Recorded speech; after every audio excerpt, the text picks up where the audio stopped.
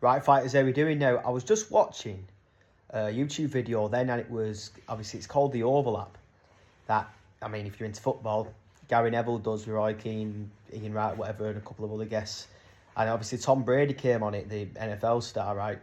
And he was talking a lot about nutrition, hydration, and some injury stuff, but got me thinking whilst I was watching the video.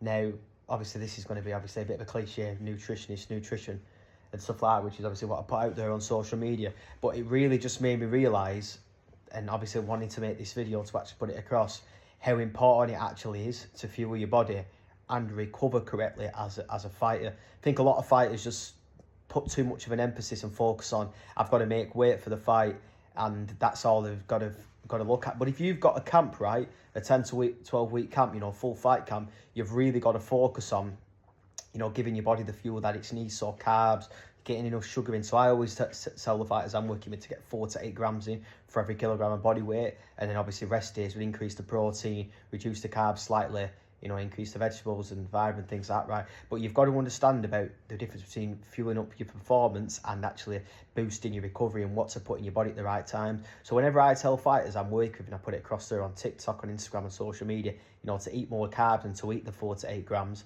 for every kilogram of body weight. It's not that we're trying to say, or I'm trying to say, oh, you're going to be unhealthy, you need to put sugar and shit in your body. You've got to understand, the more you train and the demands you're putting on your body, you really can't be under fueling, under eating, because that's where your recovery is going to slow down. That's where you're going to not be able to push hard in your sessions, whether it's sparring, you know, you're on the assault bike as an example, you know, your conditioning, your fitness, your skills. Nothing's going to improve, and you're not going to be able to recover if you're not putting the right amount of fuel, particularly the carbs, into your body. So you've really got to understand that. And if you don't put the right amount of fuel into your body and you don't recover and you don't improve in your camp, how on earth are you going to improve in your fights? Like, I cannot stress this enough.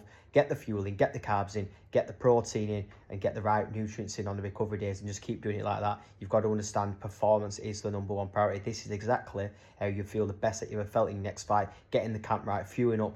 The only thing that you actually need is the structure in place with your weight checks, your hydration, and obviously the accountability from the wizard. That's it. It really is as simple as that. Okay, now, listen, that's enough of me waffling on. Thought I'd get this video out there. If you like this information and you want more nutrition and diet tips for combat sports, don't forget to give me a follow for more. Cheers, guys.